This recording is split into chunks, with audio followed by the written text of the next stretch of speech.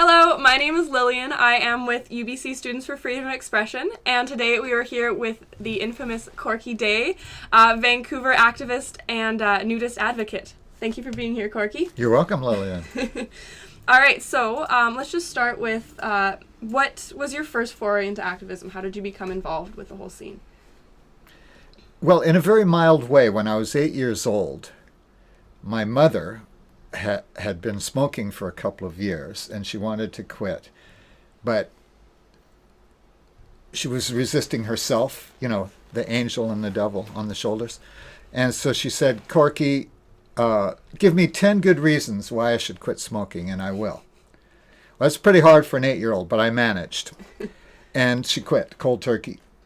And maybe I felt empowered from that. I didn't really think much about it, but as I go through my life, I realize that it was my upbringing that made me an activist. Yeah, so, and I'm still giving people 10 reasons. And then my mother also was a church hopper.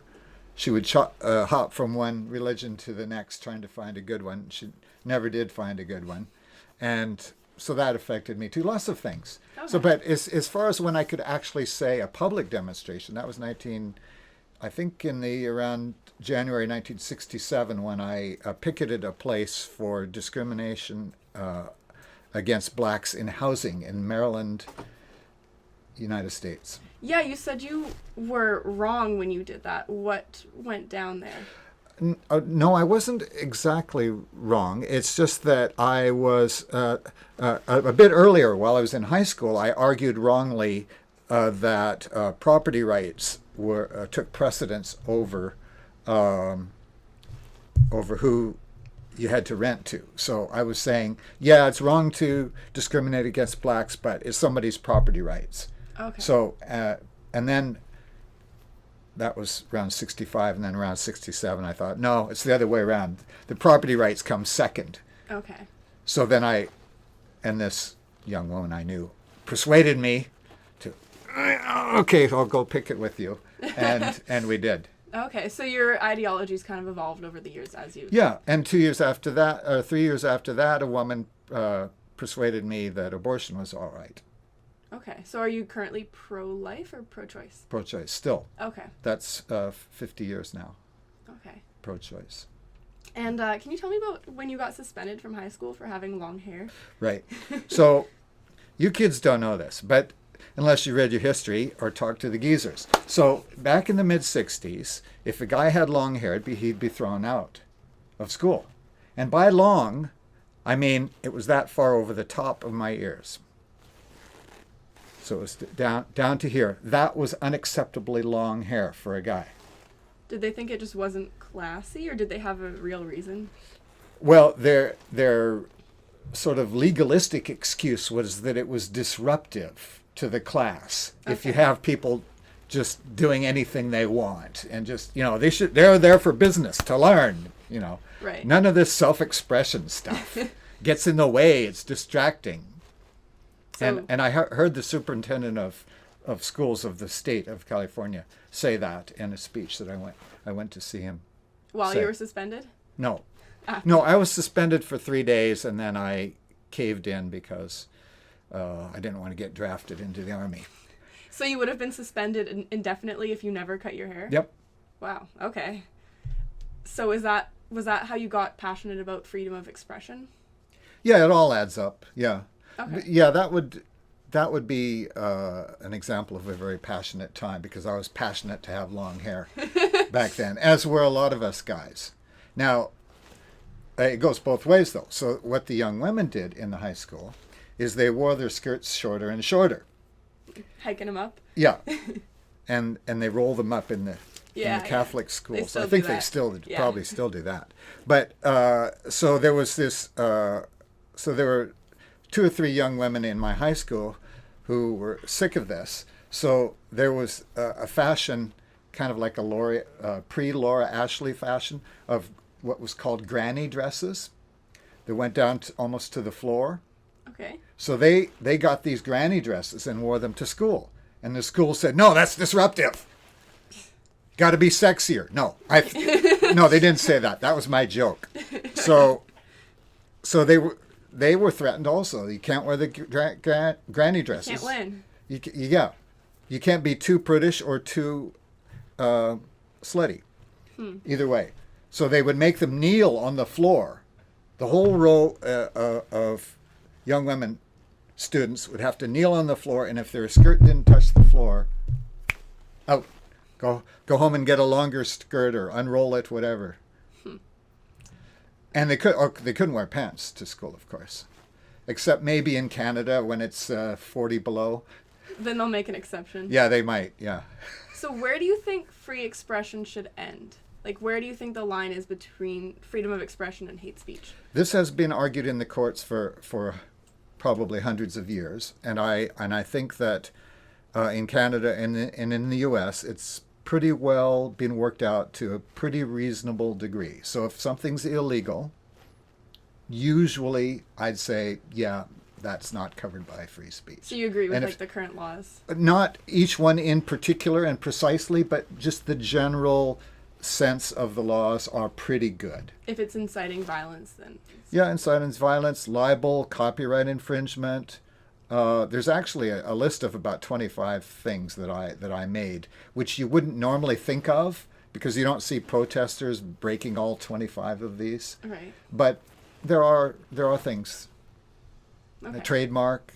I didn't bring the list. That's okay. But anyway. I didn't expect you to. But recently then they've come up with this hate speech and unsafe workspace and these things. Now these are testing the tried and true limits that have been established over decades and generations. Mm-hmm. So these are new challenges to try to expand the censorship.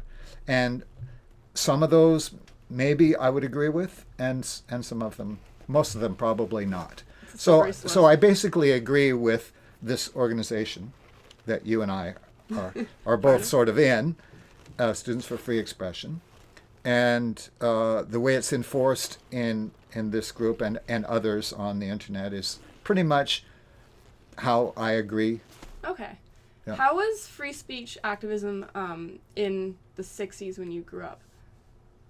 Well, that was 1964 when the actual so-called free speech movement, capital FSM, was founded in 1964 in Berkeley, California, and I lived a little bit south of there. Okay. And so we saw it on the news and in the newspapers that Noam Chomsky and the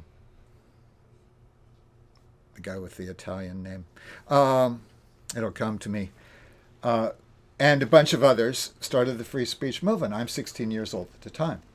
So I thought, oh, this is great. Yeah, I'm in for this.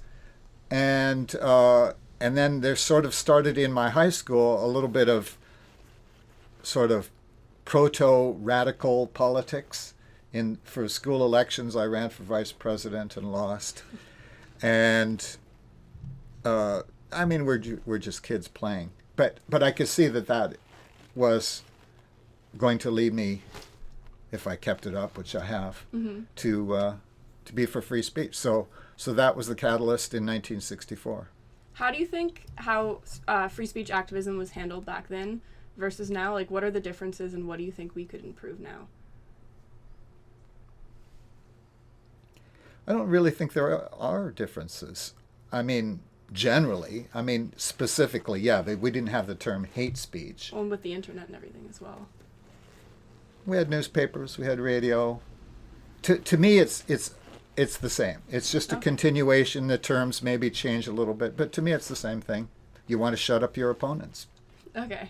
And either the opponents have given you a good excuse to censor them, or they haven't. Okay. Can you tell us about? Except they were very hard on sex back then. Right, which is not so much the because case now. oh, what if a child sees on TV there's a pregnant woman? No, we can't have a pregnant woman. There were no pregnant women on TV ever.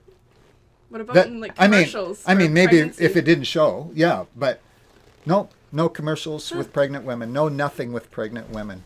We weren't supposed to know that there was such a thing as pregnancy. They were brought by storks. something like that. Yeah. All right. Okay. And not just pregnancy, but anything remotely related to sex, including women's hygiene, including birth control pills.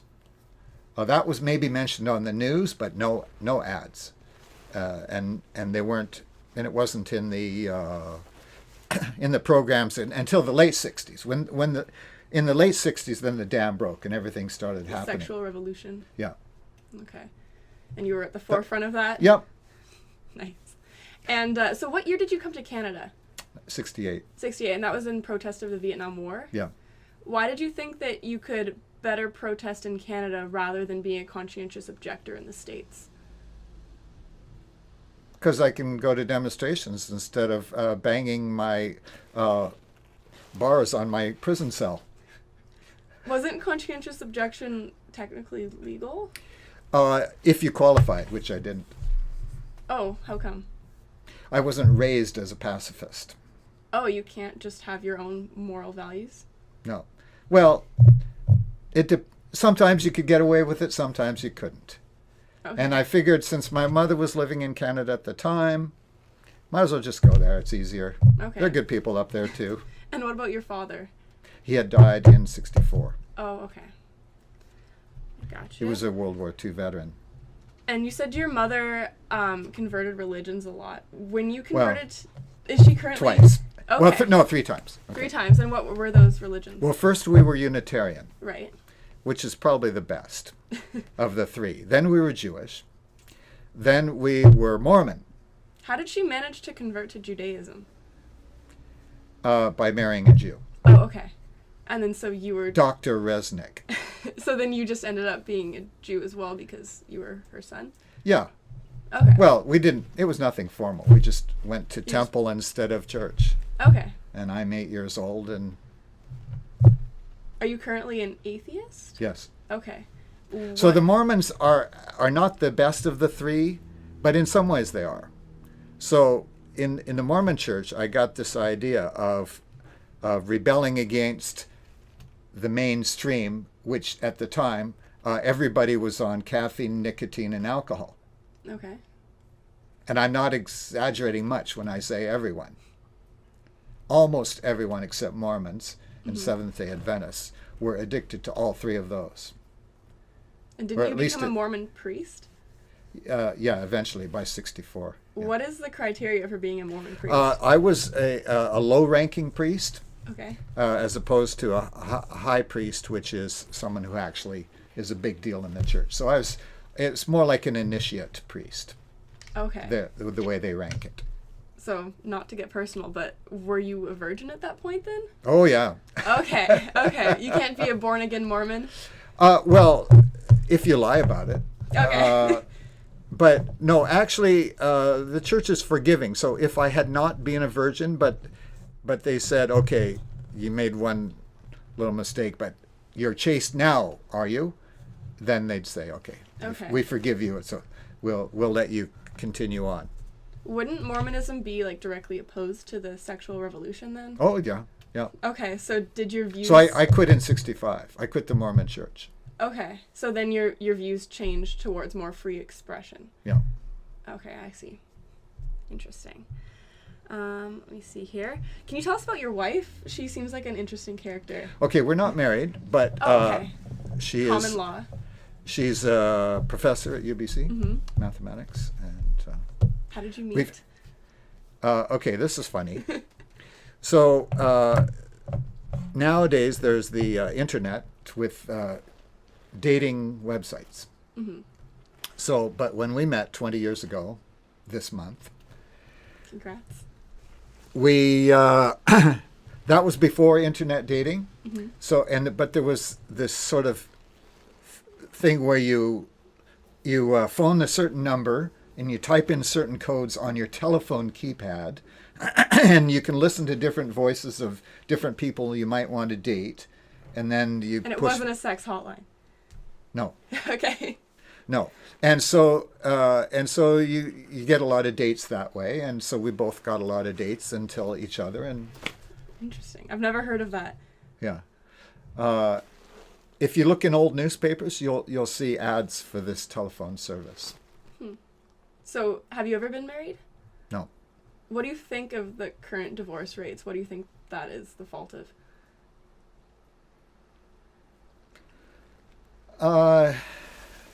Well, the whole culture that we live in is really bad in a lot of ways, and a lot of the ways that it's bad contributes to people not being able to establish good relationships. Okay. And so I have what I call my 4 leaps. If you look at my website, korky.ca, We'll link it in the description. I have my 4 leaps, which are breast right, joy earned, nude peace, and philocracy. Okay. So those are the 4 main things I think we should change in our culture to make ourselves decent people again. Can you explain those? And so breast right is getting back to breastfeeding. Okay. Yeah, you're a huge advocate for breastfeeding, aren't you? Right. Which is not the 3 months average Canadian. How long do you think Which it is should go on? Several years until they're tired of it. Like a 7-year-old child Yep. should be breastfeeding? Yep. You don't think that So is strange for their development? people laugh and think it's smutty, but if you grew up in a primitive culture, that would be perfectly normal to you. And it's not that they're getting their nutrition that way. They're bonding with their mother? Right. It's not for nutrition because it's too infrequent by that time to be for nutrition. They're getting 99% of their nutrition from solid food. You don't think there are other ways It's to for bond bonding. with their mother other than Not good suckling on ways. her breast? No, not good ways. Okay. We evolved over millions of years as mammals, and all the other mammals do this. Why would we think that we're any exception to nature? I No. would say I'm quite close with my mother, despite only having breastfed for under a year. Yeah, relative to your mates, but relative to an ape, no. You're in terrible conflict with your mother compared to apes. Or dogs, or, well, Dogs not domesticated dogs, because humans interfere with them. But wild dogs, start eating solid food at about 8 weeks. yeah, and humans start eating solid food at about 6 months, but they're still suckling, both. Okay. Interesting. There's an overlap. What is the second of the 4? Okay, joy earned. So this is being on drugs, is joy unearned. Okay. So taking drope, which is a word I coined, meaning drugs and dope, drope, D-R-O-P-E. Isn't dope drugs, though? Yeah, but the definitions are weird and overlapping, and so I thought we needed a new word. I got you. I'm a language You like radical to coin too. words. Yes. My most famous word I coined is pro-rep, which we'll get to on step 4. I voted for that. Step 4 includes that. So, but we're on step 2, which is joy earned, which means that the concept of becoming happy and having fun with drugs, or enlightened, or energetic, or any mind mood changes you want to make in yourself, you need to do that naturally. And by that, I don't mean a wild plant. I mean using your own character and internal drive to accomplish. What about... So a drug that makes you feel good is cheating because you're getting the feeling that you've achieved something when you haven't. So that's cheating. What about Aboriginal cheating yourself. people who used like peyote for like spirit journeys? Like, do you disagree with that as well? Yes, but not as much because it's not addictive. It's a one-time thing. Well, Or no, a couple-time thing. So I would say, you see, but they were relatively smart about it because it wasn't like the entire tribe took peyote every Saturday night. No, it was for very few. Very few. So it was more of a thing for the priestly class, not for the common people. And certainly not for kids or teenagers. Certainly not. It's for someone who's on a particular hard journey, the way they saw it. And I've read several books about this. It's not for the common people, especially not self-guided. Right. Would you outlaw drugs if you could? I would do whatever social movement is needed to best combat dope. Okay. And we so found awareness? that plain prohibition is not effective. Mm-hmm. So I want something more effective, Okay. So which you're is education and incentives and sometimes laws and restrictions. So I've been in the smoking movement, like I said, since 1956, anti-smoking. So the anti-smoking movement has had a really successful, in my life, accomplishing, reducing smoking by a huge amount compared to the 50s. Okay, and they've done that not by prohibition, but by other methods. Now, I would have done them all much faster if I were in charge, but at least their methods have been effective, scientifically proven ways to get people to reduce without making them rise up and riot with their pitchforks, right. which they did in Israel when the cigarettes ran out once. Oh, jeez. All right. And so you're an anti-vaping advocate today, aren't you? Yeah. So any nicotine is Yeah. That's well, cigarettes are the worst. They're, in some ways, they're the most fatal to the person using. Alcohol is the most fatal to innocent bystanders, and caffeine is the most widely used. What are your problems with caffeine? It's again cheating. So people think, oh, I'm low on energy. I'll take this drug to make me have more energy. Well, why are they low on energy? Did they not get enough sleep? Did they have not enough calories, too many calories, the wrong kind of food? Like, it's cheating. It's trying to subvert nature. Instead of you solving your real problem, you look for a quick fix. What about mentally ill people who are genetically, like, they have lower levels of certain chemicals that they need? We all differ in what we need. Okay. So should a that's schizophrenic not be on antipsychotics? definitely not. What All the psychiatric drugs are by far the worst of any drugs. What do you think we should do? They should all be illegal.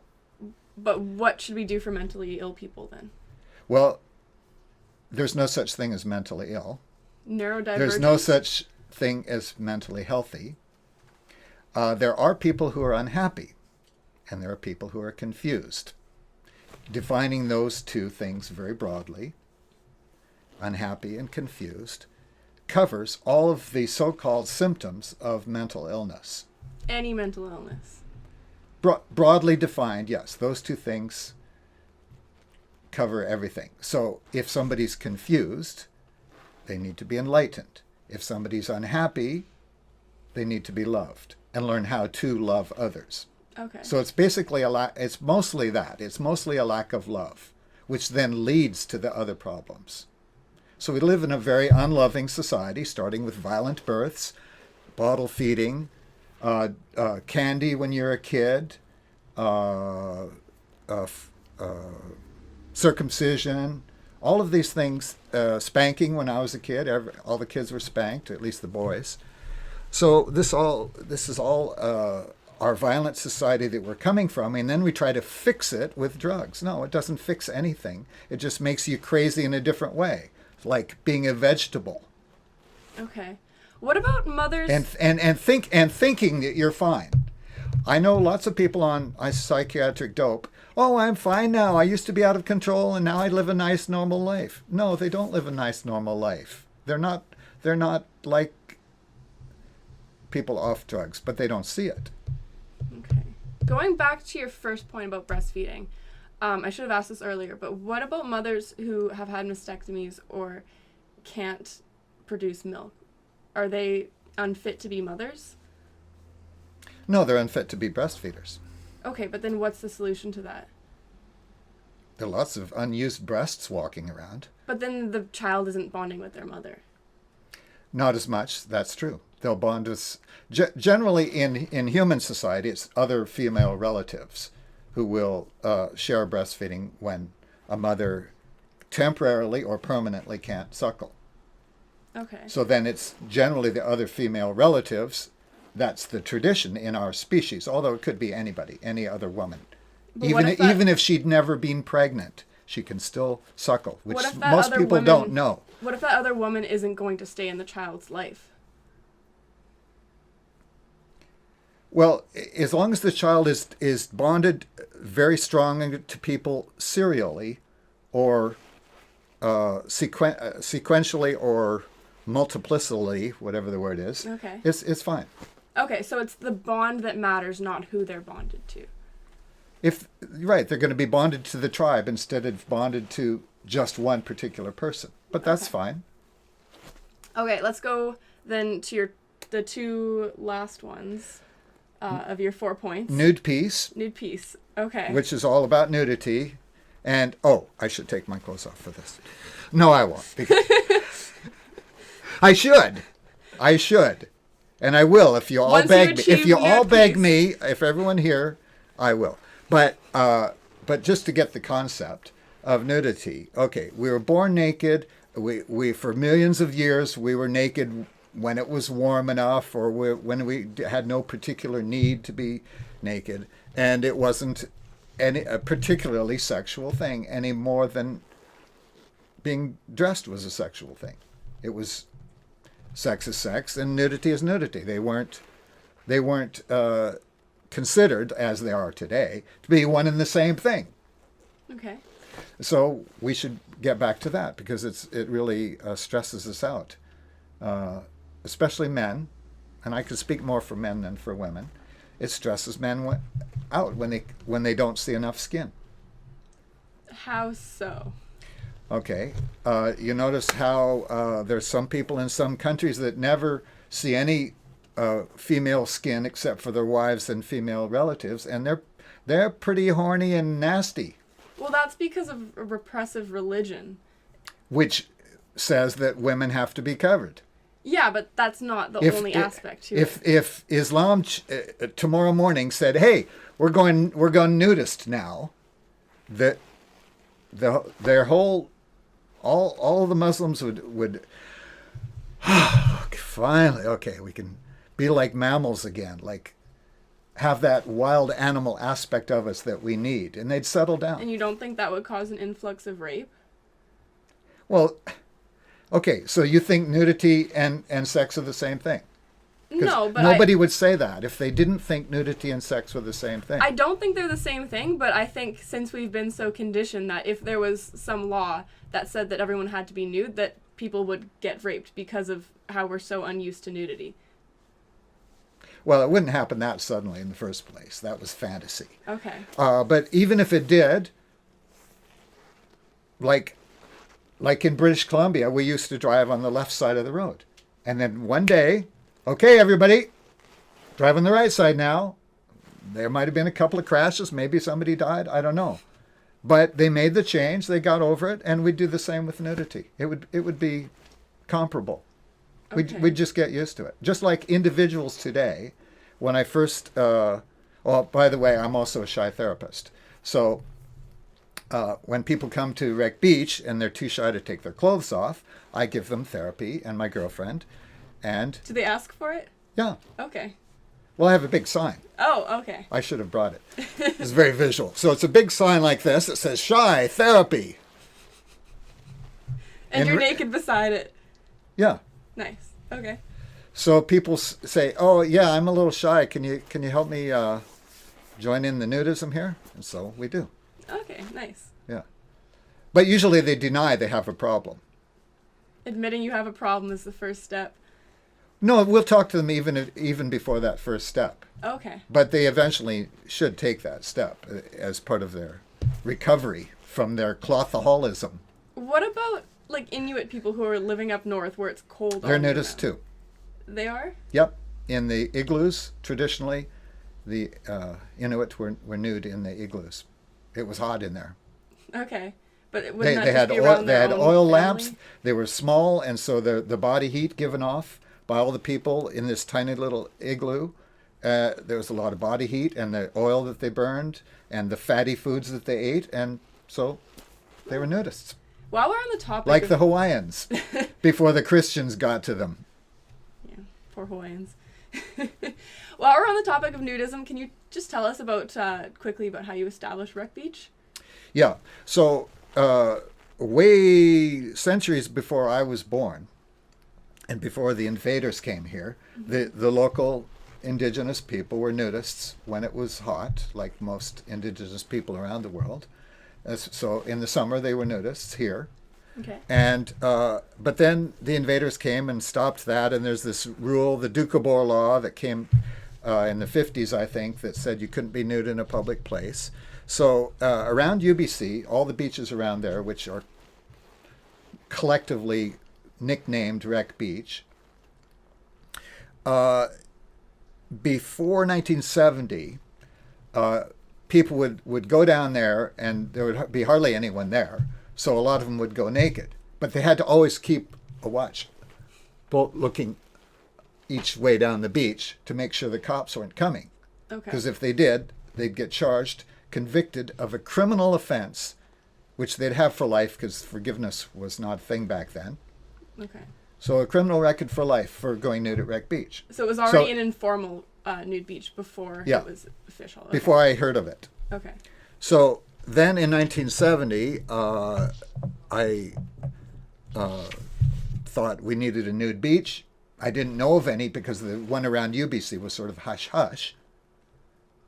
And so finally someone said, oh, by the way, there's already a nude beach, a Wreck Beach. Oh, where's that? It's around UBC. Oh, okay. So I went there. And down the 10,000 steps. Less than 500. But anyway. A lot. Maybe if you're not in shape like me. So I called this big demonstration, which I called a nude-in, Nude-in, like a sit-in. Yeah. So we called the nude-in for August 23rd, 1970, which turned out to be a very hot Sunday afternoon. Perfect. So 3,000 people came. We were a wild youth back then. Not like your prudish generation.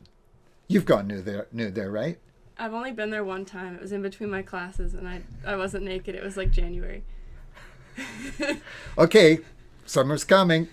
All right, so 3,000 people came, 90% nude, but here's the key part: 90% between the ages of 15 and 25. The old people were all against us. You should be in church on a Sunday. Yeah, was it purposeful that you put it on a Sunday? Was it like anti-religious or anti-Christian? No, I picked Sunday because that's when most people are not working. Not Saturday? More people worked on Saturday then. Okay. Yeah. Well, Sunday is still the best day at the beach. Today. I work on a Sunday. Well, somebody has to. Yeah. But not when everyone was a Christian. That was different. Nobody worked on Sunday. So then how did it go from the nude-in to actually being in legislature?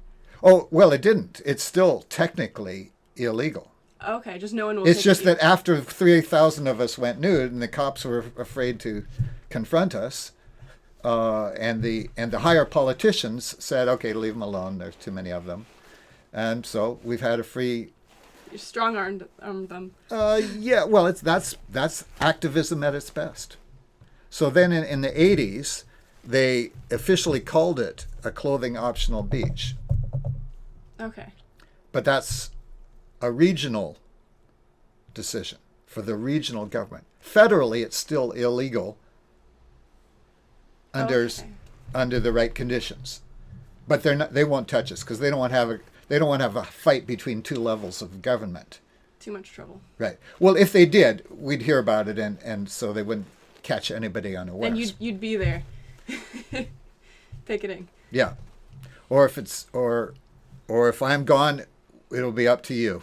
All right. The young people have to take up their picket signs and be activists Carry again. your torch. Yeah. So what's your fourth tenet? So the fourth one is philocracy, which is a word that I sort of coined, although you can find it used for other things. But to me, it means philos, meaning love. So it means a loving government. And so if you don't love your government and it doesn't love you, it's not a philocracy, to my new definition. Not everyone's going to love their government. It is the way I'm planning it. Isn't that impossible for everyone to agree with the government? See, have you ever heard of idealism? So we have these Impractical. fantasies. We have these fantasies which people, it's impractical. It'll never happen. I'm going to go back to playing my video games. No. Feel attacked. No, not you personally. I barely know you. I'm talking about all those other clods of your age. No, not all of them. Some of them. Yeah, no, but I'm trying to use shame in a good way now. Right? Keep up with my generation. Get the new activism, the new hippie revival. They didn't all agree. No, that's right. There were more people of my generation in favor of the Vietnam War than those of us against it. But they've come around. People have free will, and people are individuals. No one is going to agree with everything a government does. You don't think it's impossible? I would just give up if I were that pessimistic. How do you think this could... I'm for artificial enthusiasm and optimism. How do you think your fun. philocracy You'll be a lot happier if you do it. What are your plans, hypothetically, to implement a philocracy? So philocracy, it's on my website. So I have lots of different things, including pro-rep, which is the nickname I invented for proportional representation, because that's a tongue twister. Yes. So, and with my short spelling and hyphenation, anyway, I coined that. So, and it's in 1996, and it's become quite popular now. Mm-hmm. That's my most popular word that I coined. Drope is down below that. Help me spread it. I will. Right. So drope is any psychotropic drug, legal, illegal, or prescription. Those are the three main categories, which people think, oh, it's okay if it's prescription. No, it isn't. Oh, it's okay if it's legal. No, it isn't. It's all the same stuff. It's just chance which category it happens to be in. So using philocracy, using a loving government, you get people off all that drope in a way that doesn't make them feel attacked and unloved. And how is that? It has to be with a loving government. So, well, it's a many faceted approach, like with quitting smoking. Right. So you have age restrictions, you ban advertising, you ban sponsorship, you have no smoking places. These are all things that we've done over the decades to cut down on smoking, and we can do that for all the drugs, depending. Each one has its peculiarities and its own traits, so you have to have a very intelligent way. But the main way is to just get everybody loving each other again, and not fighting over money and land and all these stupid things. So are you a communist? I believe in some parts of communism and some parts of capitalism. Okay. The best of each, I hope. What is the best of each? And I'm in the Green Party. And so in the Green Party, we have different factions. Some people want more socialism. Some people want less, more capitalism, less. So I think that the principle should be that using the democratic tools properly, which we don't in Canada, but if we use democracy properly, then we can move to having the right balance of capitalism and communism or socialism, whatever you want to call it. These words are rarely defined, and so people get into all these heavy arguments about how to define these different words.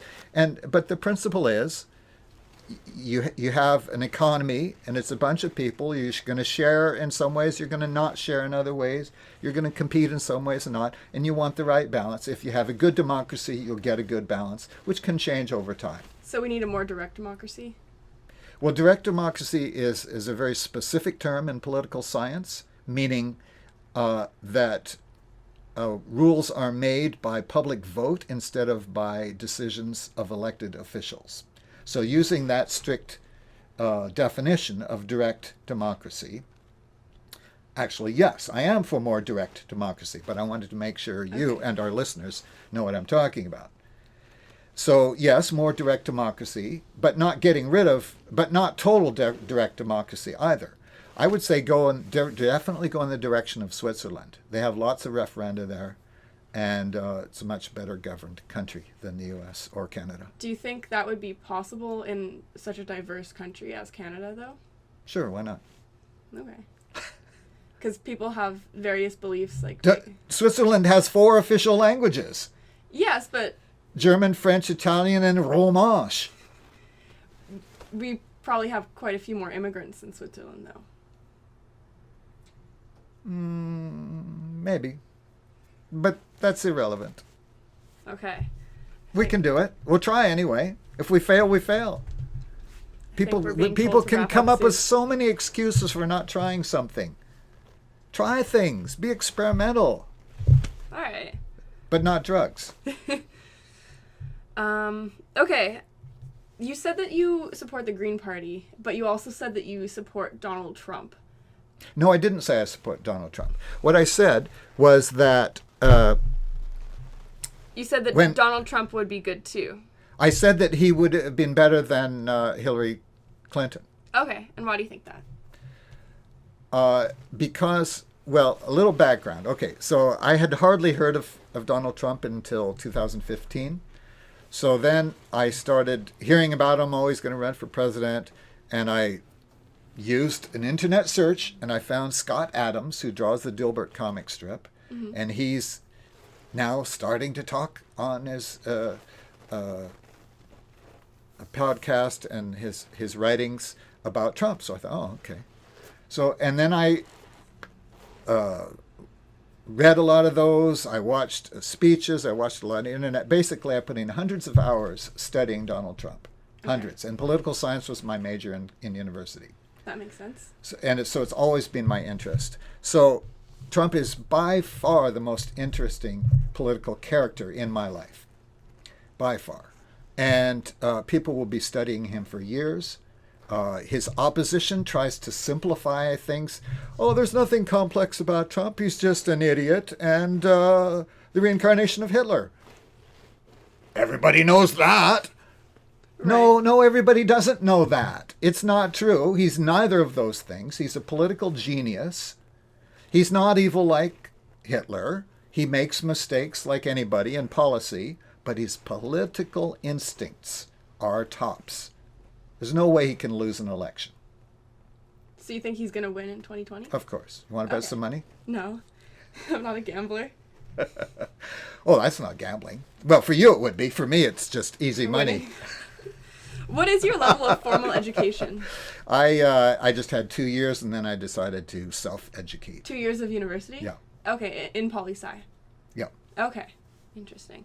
I think we're going to start to wrap up because we have interviewed for quite a while. Let me just end off with what your goals are for the future. Your personal goals and just overall. Okay, well, my personal life is fine. You know, after all this time, I should have it right. Did you mention I'm 71? Okay. He's 70. So, yeah. So my personal life is fine and still in love. And so my goal in life now is centered on my newest project, which has the working title of the Chart Project. Right, yes. It's not on the internet yet in Okay. any way, except me mentioning it. And it will have a new name, and it's a website for discussion, debate, and dispute resolution. Okay. How So is those it are different things from any that- other forum? Visually, it's different, and the way it functions. So it's Okay. kind of like an automatic mediator between two people arguing. How So does it do I've that? invented an actual visual way to do this on screen, which would take too long to explain. Besides, it's proprietary. So watch for it. Maybe this year it'll be online, and then people will be going there instead of Facebook to argue because the format's better. Okay. The one I invented. Is it censorship free? Well, at first we're going to go a little bit easy because we don't want to get shut down right away, but we'll push the boundaries as far as we can. Yeah, but we'll have competitors too, which some of them will be more censored, some will be less censored, but it's okay. Keep your eye out for this the will Chart save the Project. world because all the problems, all the disagreements of the world are are now being not resolved for the most part. Whereas And- they were in the 60s? No, they never were. This Okay. is a new step for humanity. It's like going from being illiterate to reading. So we're now illiterate in the sense of resolving our differences. We're illiterate, or whatever the word "ill" before it is, Okay. and we're going to move with my website to this next stage of humanity where we can easily resolve our differences and disagreements and conflicts. Interesting. Well, I'm looking forward to that. Thank you so much for being here, Korky. You're very welcome. I'm hoping to talk to you again soon. And this has been UBC Students for Freedom of Expression, signing out. Thank you so much.